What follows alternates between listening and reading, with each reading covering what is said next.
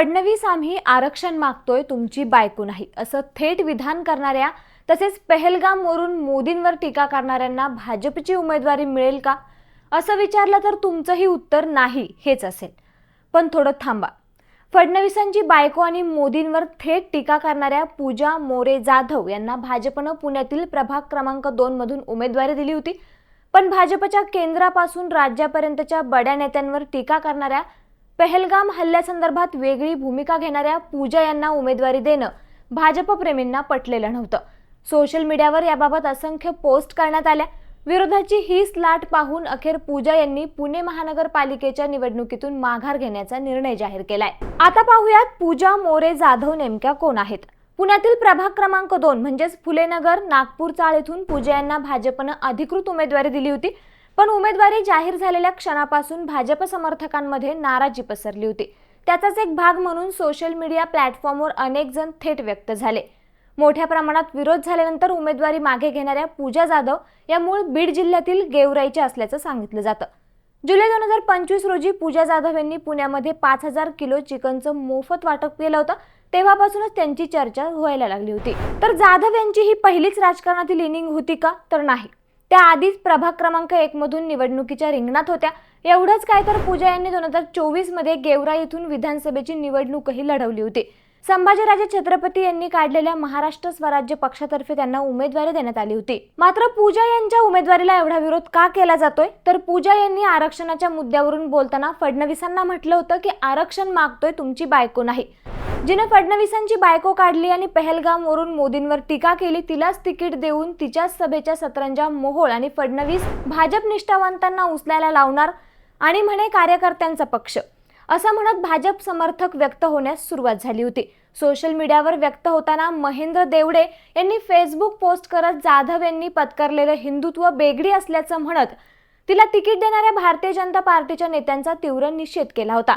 तर पहलगाम येथे पर्यटकांवर झालेल्या भ्याड हल्ल्यानंतर केंद्र सरकारकडून ऑपरेशन सिंदूर राबवण्यात आलं होतं। या पार्श्वभूमीवर पूजा जाधव काश्मीरमध्ये जाऊन माध्यमांशी बोलताना म्हणाल्या होत्या की पर्यटकांना धर्म विचारून ठार मारण्यात आल्याच्या बातम्या खोट्या आहेत। त्यांच्या या वक्तव्याचा व्हिडिओ काँग्रेसच्या खासदारांसह विविध विरोधी पक्षाच्या नेत्यांनी मोठ्या प्रमाणात शेअर केला होता। त्यामुळे पूजा जाधव यांची भूमिका राजकीय वादाचा केंद्रबिंदू ठरला।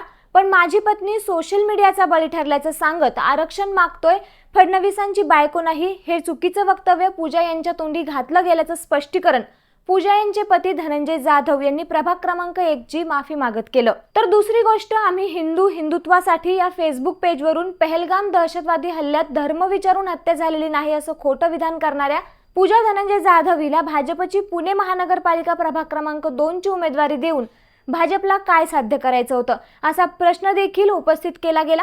तसेच उमेदवारी देताना पार्श्वभूमी तपासली गेली नाही का असा प्रश्न करत भाजपच्या पारदर्शकतेवर संशय देखील व्यक्त करण्यात आला। तर यावर स्पष्टीकरण देताना पूजा म्हणाले की माझ्या पहलगाम हल्ल्यावरील प्रतिक्रियेनंतर मी पुन्हा माझी प्रतिक्रिया दिली होती। नंतर मी अनेकदा माझी भूमिका स्पष्टही केली। हिंदू लोकांना धर्म विचारून गोळ्या घातल्या गेल्या, पण माझा तो व्हिडिओ इतक्या मोठ्या प्रमाणात व्हायरल केला गेला की माझे प्रतिक्रियांचे इतर व्हिडिओ कोलॅप्स झाले असंही पूजा जाधव यांनी स्पष्ट केलं। याशिवाय पूजा जाधव या राहुल गांधी यांच्या भारत जोडो यात्रेत सहभागी झाल्याचंही समोर आलं होतं। या यात्रेदरम्यानचे राहुल गांधींसोबतचे त्यांचे फोटो सोशल मीडियावर सध्या मोठ्या प्रमाणात व्हायरल होत आहेत आणि याच फोटोंवरून काँग्रेसची त्यांची जवळीक असल्याची चर्चाही रंगली होती। पण हा फोटो चुकीचा असल्याचंही पूजा यांनी म्हटलंय। असो, पण अखेर पक्षाकडून असो किंवा सोशल मीडियावर उसळलेल्या भाजप समर्थकांच्या संतापाच्या भावनेमुळे आणि प्रश्नांची सरबत्ती या सर्वांकडे पाहता पूजा जाधव यांनी आपला उमेदवारी अर्ज मागे घेण्याचा निर्णय घेतला आहे। आता त्यांना पक्षाकडून तसं जाहीर करण्यास सांगण्यात आलं किंवा त्यांनी स्वतःहून हा निर्णय घेतला याबाबतचं सत्य लवकरच समोर येईल। पण जाधव यांच्या माघारीनंतर समर्थक, मतदार आणि सोशल मीडियामध्ये किती ताकद आहे हेच पुन्हा एकदा अधोरेखित झालंय। एकूणच काय तर कोणताही पक्ष, मग तो भाजप असो किंवा इतर कुठला, निष्ठावान कार्यकर्त्यांच्या जोरावरच तो विजयी पताका फडकवत असतो। पण त्यांनाच डावलून जर बाहेरच्यांना उमेदवारी दिली तर काय होतं हे पूजा जाधव यांना मिळालेल्या उमेदवारीनंतर आणि त्यांच्या अर्ज माघारी घेण्याच्या निर्णयावरून स्पष्ट होतं, एवढं मात्र नक्की।